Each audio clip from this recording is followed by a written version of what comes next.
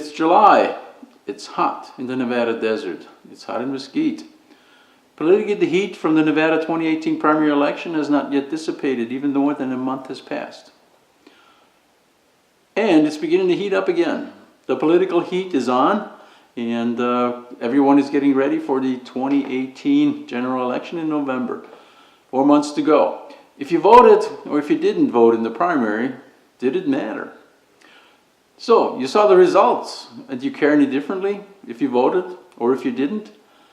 Did you figure out what happened?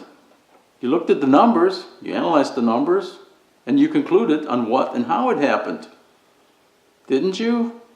No, you didn't. Be sure to watch this.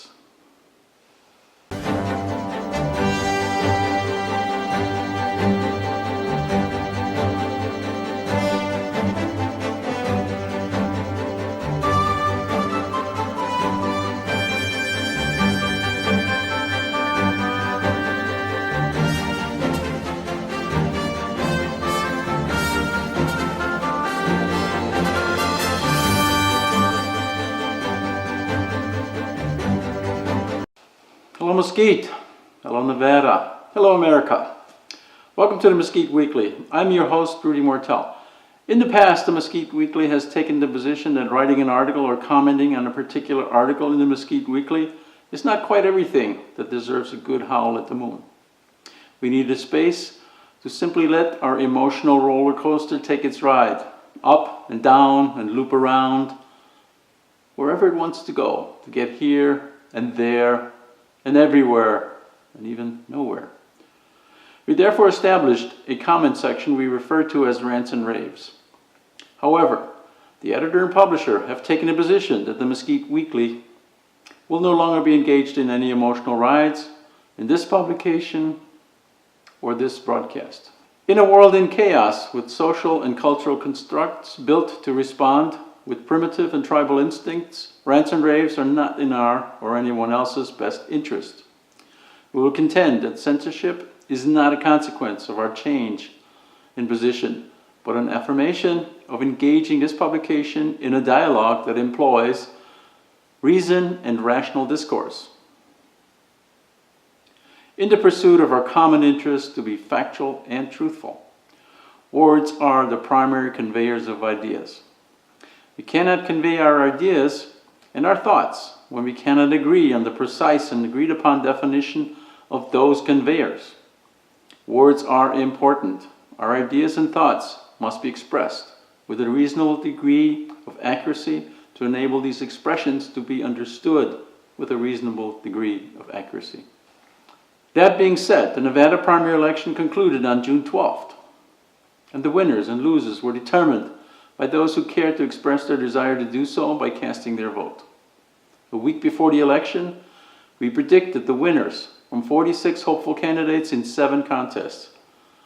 We will tell you how we did after this.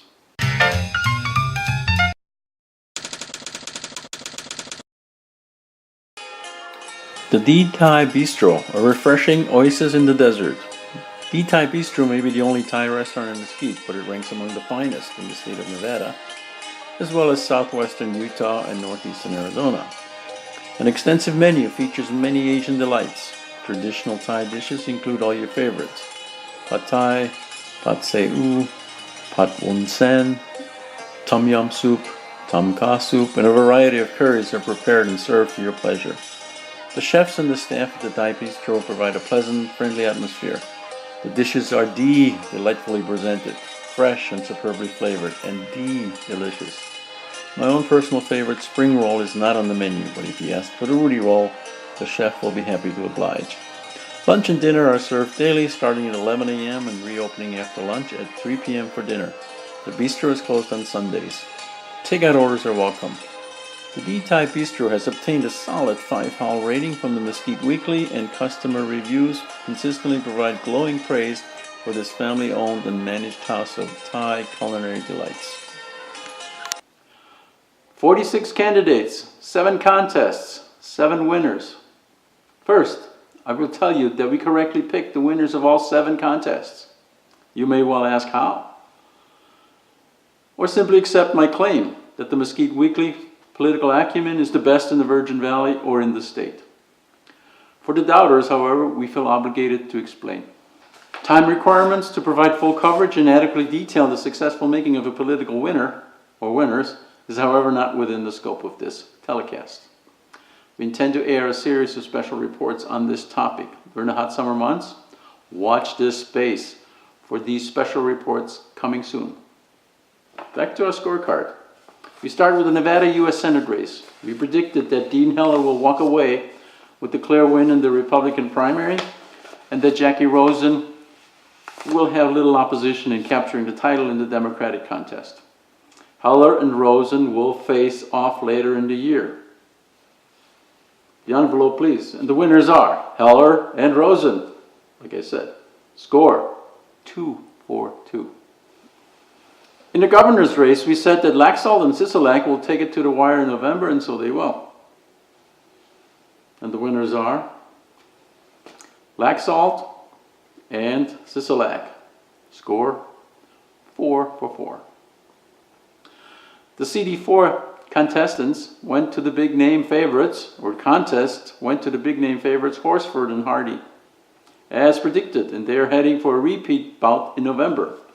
The envelope, please. Again, the winners are Horsford and Hardy. Score 6-6. For good measure, we also selected Lombardo to be the next county president. And the winner is Lombardo. He will serve a second term starting in 2019. And so the final score is 7-7. And so, as we alluded to in our June 8th telecast, we the people have spoken. We then looked at the numbers, and what did we see? After this short break, we will take a look.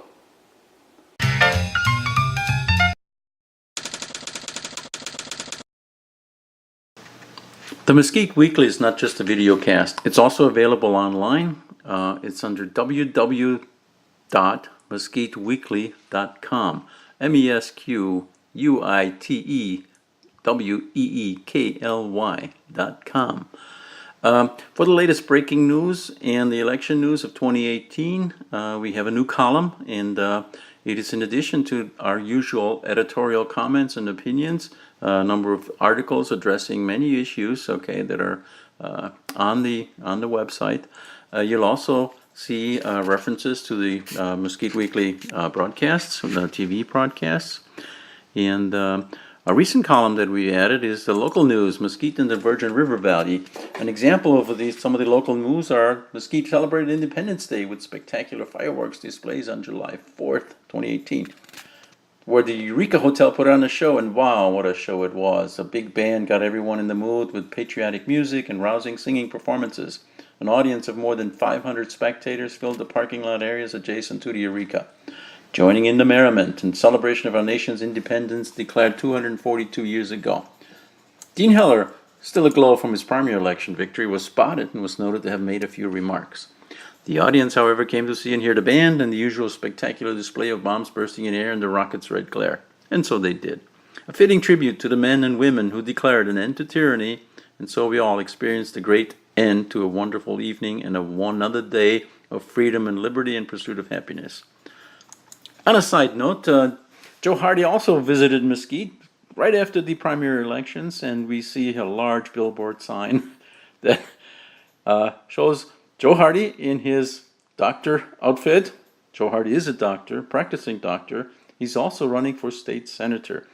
His opponent is not as well known as Joe Hardy is, and both of their contributions to this election race of 2018, November 2018, are visible, are shown here. So once again, you can see the coverage of both Mesquite news, statewide news as well as national news, again on our sidebar, and that's updated on a more regular basis in our more significant opinion articles. And also you'll be able to eventually see coverage of things like book reviews. We intend to put out a column on that. You'll also see coverage of national news. You'll also see coverage of statewide news. We'll be covering the election results or the election campaigns for not just local events, but also for statewide events. So please read and watch here for more, watch this space for more information as the year goes on. So now it is time to actually take a look at the numbers. And could somebody please put up the first slide? Thank you.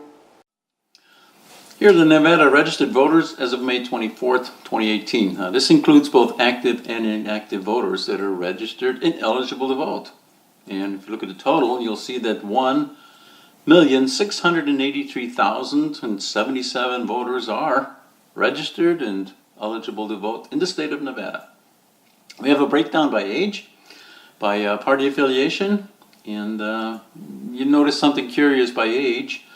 Party affiliation, if any is provided, is heavily favored among those less than age 55 are the Democrats, and heavily favored of those age 55 or older are the Republicans. Non-affiliation, surprisingly, do number a substantial amount of the registered voters, almost a third.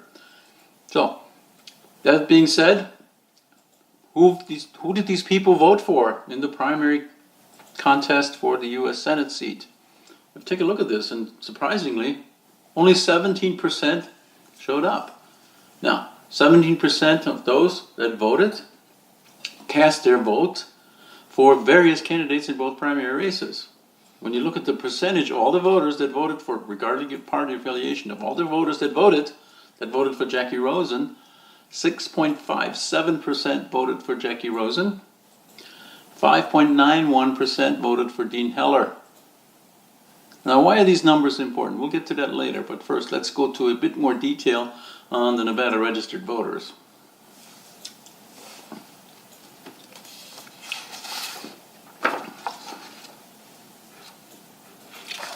Before we continue, I'd like to point out that the Clark County voters, okay, we also have a breakdown of what the vote was by Clark County voters. 14% of Clark County, 14.62% of Clark County voters voted for the U.S. Senate seat. And in Clark County, percentage that voted for Jackie Rosen, as explained to you before, that all of the voters, eligible voters that voted in Clark County, regardless of which party affiliation they choose or not, 6.8% voted for Jackie Rosen, 4.28% voted for Dean Heller. When you look at the Nevada governor's race in Clark County, 14.75% turned out to vote. For Steve Sisolak, 4.65% voted in Clark County for Steve Sisolak. For Adam Laxalt, 4.16%. On a statewide basis, people that voted for the U.S. Senate seat were 17%, 6.57% for Jackie Rosen, 5.9% for Dean Heller. In the statewide race, voting for governor, 17.1%, a bit more. And for Steve Sisolak, 4.32. Adam Laxalt garnered 6.04% of the vote. We won't go into the details, but we'll look at the Senate race in a bit more detail. So in the statewide race for U.S. Senate, when you break it down by the Democratic primary, you'll note that 143,379 Democrats voted. That's 22% of all the Democrats. Well, low turnout among the Democrats. Republicans, on the other hand, 142,175 voted. That's less in number than the Democrats, but 25%, almost 26% of the Republicans came out to vote. But going back to all of the voters that voted in the U.S. Senate election, primary results were 285,000 voters total. 38%, or 39% almost, voted for Jackie Rosen. And if you look at Dean Heller, he garnered 34%, 34.8% of the voters. None of them, neither one of the candidates, even when you just look at the people that voted, actually got a majority of the votes. So, no matter who eventually goes to the general election, they don't represent all the people that voted in this primary, by party or in total. They don't represent the majority of the 285,000 voters that voted. If you don't believe it, take a look at these numbers. It's incredible to see that Dean Heller, 34.83%, gets him to a potential Senate seat. Well, same thing for Jackie Rosen, 38.71%, gets her to a U.S. Senate seat. That's only of people voting. For those that didn't, it's a hell of a lot less. If you look at this graphically, it'll become much more apparent. You will see that it doesn't matter who wins in the end result. If you take a look at, let's say, Dean Heller, who is the bright yellow on this chart, okay, if he wins, you'll see that that is less than a majority of the voters that actually came out to cast their vote. The same thing goes for Jackie Rosen. Significantly less, okay, percentage-wise of all the voters that came to vote. This graph is very telling. What's even more telling is if you look at the dark blue and the dark red, that includes people who decided not to vote for either candidate. So the percentage of non-voters is actually greater, okay, and kind of looks, and if you look at these numbers without those percentages, they look better, but actually it's worse. In the next slide is to show you that. Take a look at this slide. The winner of the 2018 Nevada U.S. Senate seat was chosen by less than 7% of the voters. Can I predict that? Of course I can. Because you had 1.4 million non-voters in the state of Nevada. They didn't vote at all. That represents 84% of those eligible to vote. 84%. So only 16%, okay, cast their vote. And of those 16%, the two candidates that will actually be contesting the U.S. Senate seat in November garnered less than that. One of the candidates, Heller, only obtained 5.9% of the votes. The other only obtained 6.57%. One of those candidates will actually have a seat in the U.S. Senate. If it's Dean Heller, that means only 5.9% of them actually voted for Dean Heller. If it's Jackie Rosen, only 6.57% voted for her, because in November, you may think you have a vote, and you may have a lot more people turning out to vote, but guess what? They can only choose between those two candidates. They only got there because of that 5 or 6% of the vote that they obtained in June. So, think about that when you don't vote.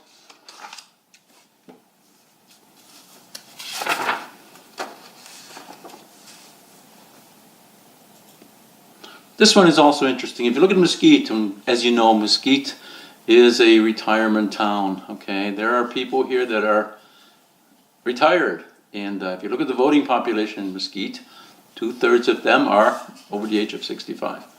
And that's kind of reflective in, the ability to vote, because even though we had early voting in this town on a Sunday, which nobody has a reason why not to vote, because they're not working on a Sunday. But then again, it's a casino town, so we had early voting in three or four different times, as well as on election Tuesday, on June 12th. The results are interesting.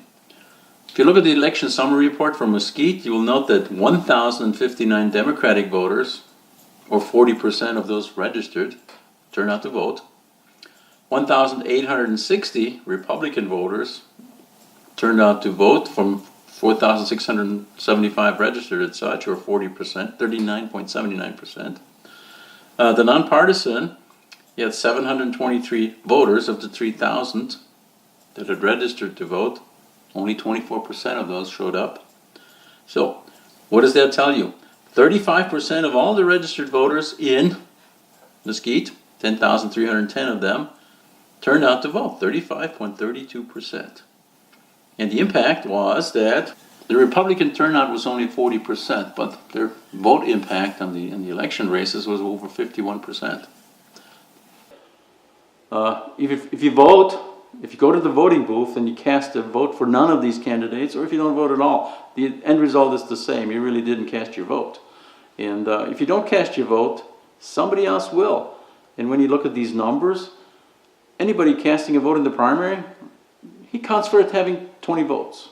Nevada, being a low population state, gets 2 senators and 2 votes in the US Senate. They represent 0.08% of the voting population in the United States. But they get to vote as if they were 4% of the population in the votes. In other words, 5 times. Powerball is 5 times for Nevada in the Senate. It's also 20 times for everyone who votes. Doesn't matter if it's Republican or it's also, your vote counts for 20 votes when you vote in the primary. And if you think that doesn't affect the general, well, take a look what your 5% voters did. They put one of their candidates up for election in the general election, and you really don't have a choice. You have to either pick one of those 2 candidates that the primary voters elected. Think about that.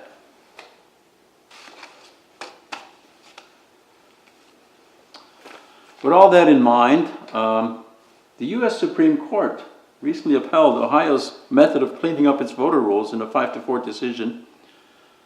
It also represented a broader debate about partisan visions of democracy. The case centered on Larry Harmon, a software engineer who found he'd been taken off the voter registration list when he showed up to cast a ballot in 2015. Did you know that by not voting, you become an inactive voter and you may be purged from the voting rolls? Supreme Court decision. So, protect your freedom, protect your equality, protect your pursuit of happiness, the ability to do so. Please, for the sake of your future, for the sake of your children and your grandchildren, go and vote and don't let them take away that right to do so. So we wish you every bit of success in that endeavor. And please, for the sake of yourselves, your children, your grandchildren, and their ancestors, go and vote. Do not let them take away this right to do so. Have a pleasant day. Enjoy the liberty, equality, freedom, and go and pursue some happiness. Until the next time, please watch this again.